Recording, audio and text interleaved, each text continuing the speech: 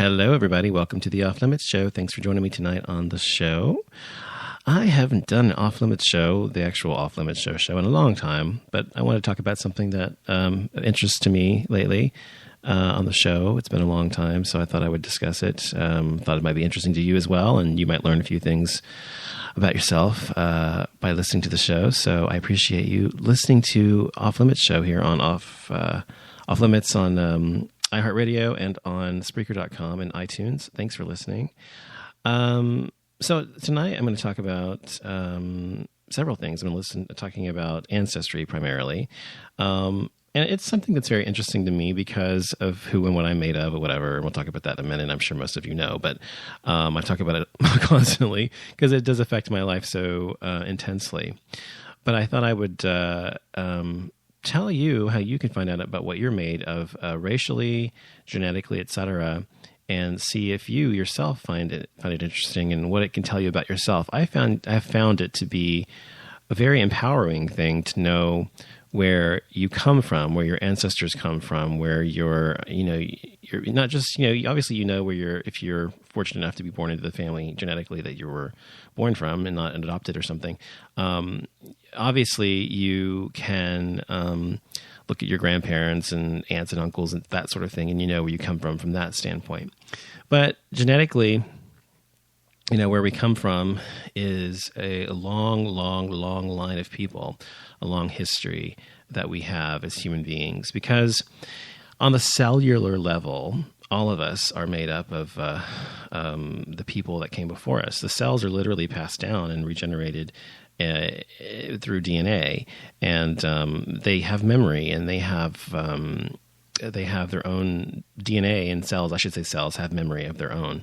And so that's why a lot of times you'll find very similar traits in personality within a particular family. It's not because, even if they're not, living or raised in the same family, even if they've been separated by miles apart, because they have the same DNA. And maybe a certain particular family likes spicy foods, or they love, or they have certain mannerisms, or a certain way of thinking about certain things, or whatever. They're religious or non-religious or whatever. So all of these things are very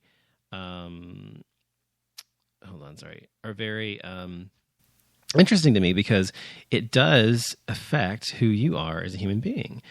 Those who came before you, all of us are a result of those who came before us. So it isn't as if, we are just islands unto ourselves and, we just kind of pop up or appear somewhere.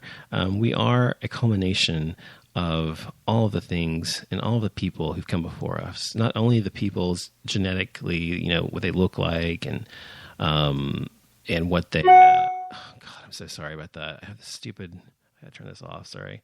Not just only genetically what they look like, but also their thought patterns and how they approach life and the things that they do.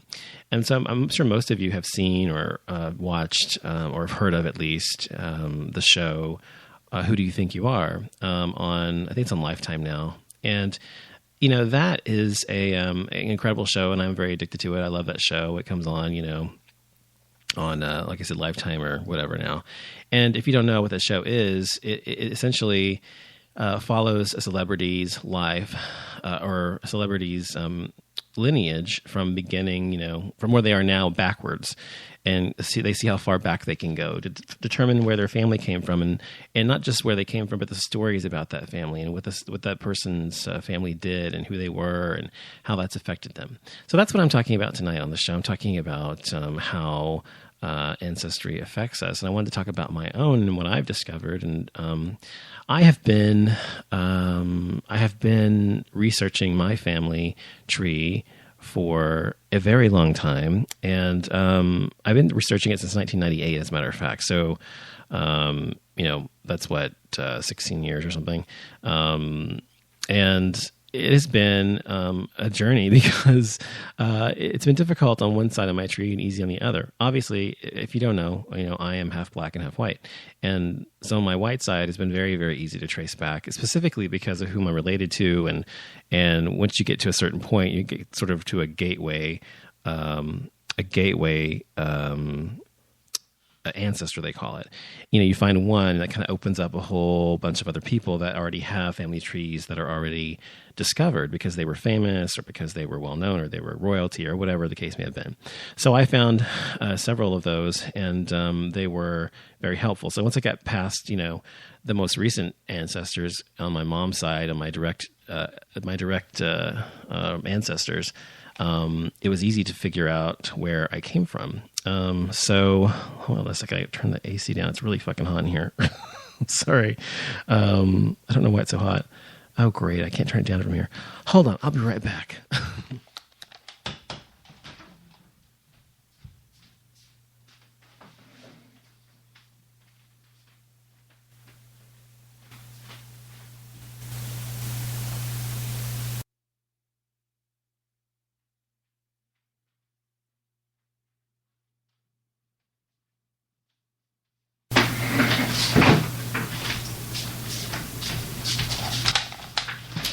Sorry about that. I know that's really unprofessional, but anyway, you'll get over it. So anyway, so it basically traces back people's lives, like I said, and that's what that show does. And I think it's an incredible show, and I think that it really can change how you see yourself. It has for me.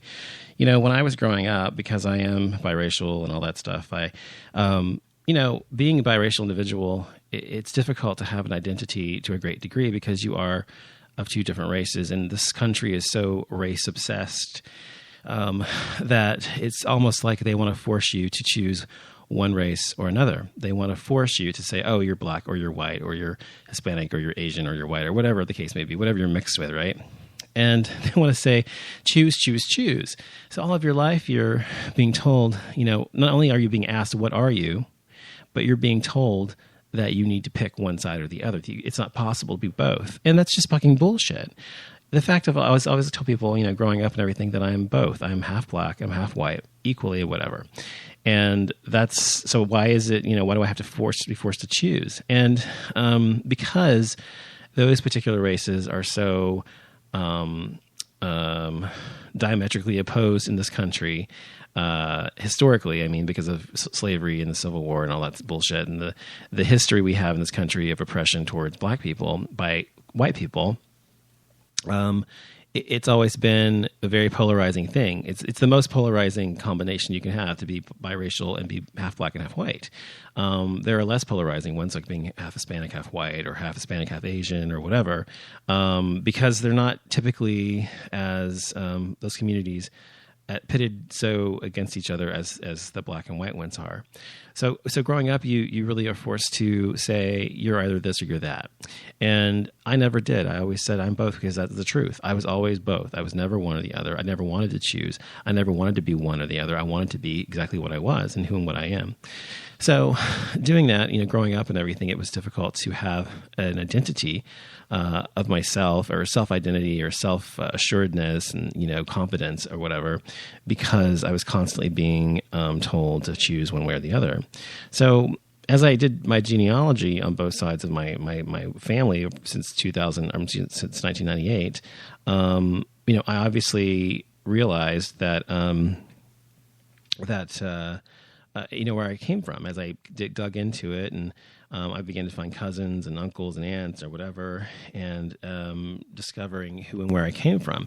And I just went back and found my mom's side.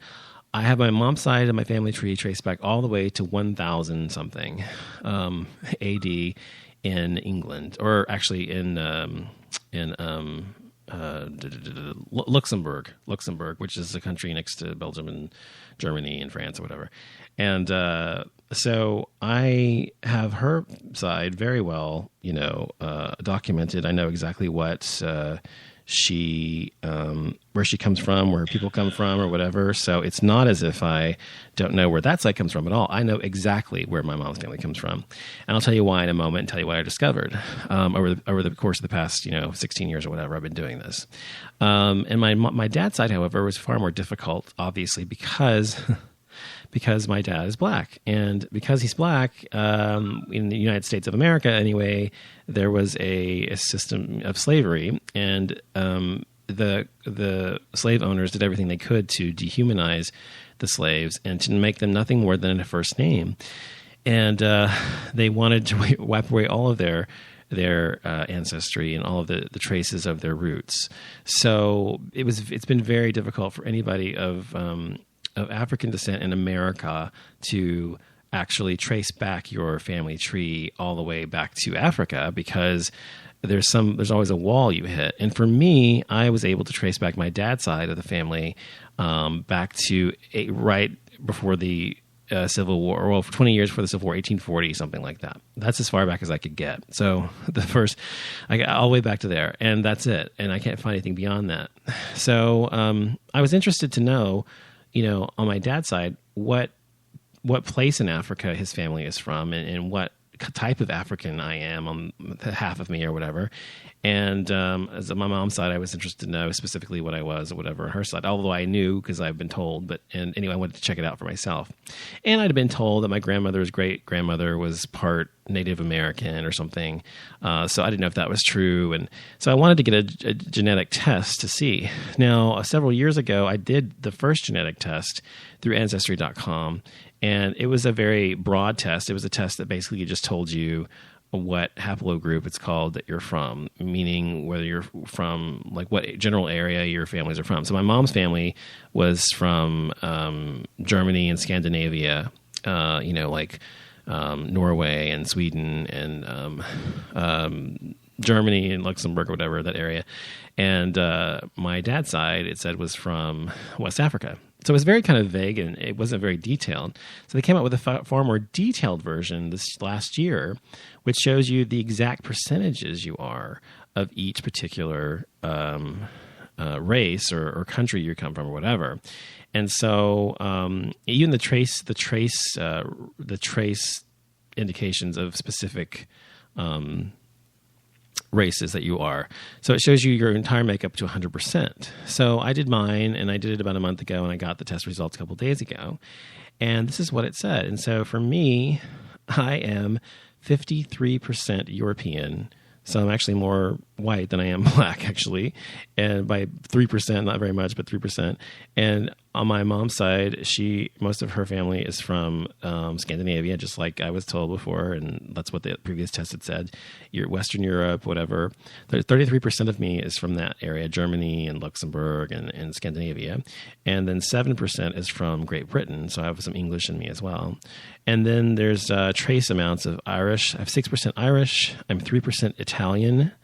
I'm 1% Finnish. And I'm the rest of me is 2% European, Eastern European, and Iberian Peninsula. That's on my mom's side. So 53% of me is European. 47% of me is African, or as Americans would say, black, but African. And so I'm made up of 14% Cameroon or Congo, 12% Nigerian, 10% Ivory Coast, Ghana, 3% South African, 4% Mali, 3% Senegal, and the rest less than 1% or less than 2% is Bantu or Benin, Togo. So that's what I'm made up of ethnically. And so what does that tell me? It tells me that my mom's family, and I'm going to tell you what I found out through genealogy and tracing that back and stuff, which I've already known before I did this test, but I'll tell you about that because that's more interesting. But it is, the European side of me is exactly what I was always told and thought it was. And so I am what I always thought I was on her side, very, European. And on the African side, it's good to know for the first time in my life where in Africa my father's family generally came from. And it was Cameroon and Nigeria generally. It's where most of his people came from, in the Ivory Coast. And that makes sense because most of those places are in the West, or those places are in West Africa. And those places are where the slave trade was so active in the time that in the middle of the Middle Passage or whatever to North America, for slavery was instituted or whatever here in the United States. So what did that make me feel? It made me feel basically nothing much, but I looked up the people's faces. I looked up the people of Cameroon and Nigeria and Ivory Coast and examples of what people in those areas look like generally. And I saw my father in some of those pictures, his family. I saw his mother, his sister's faces, his face and whatever. I saw them. And so what this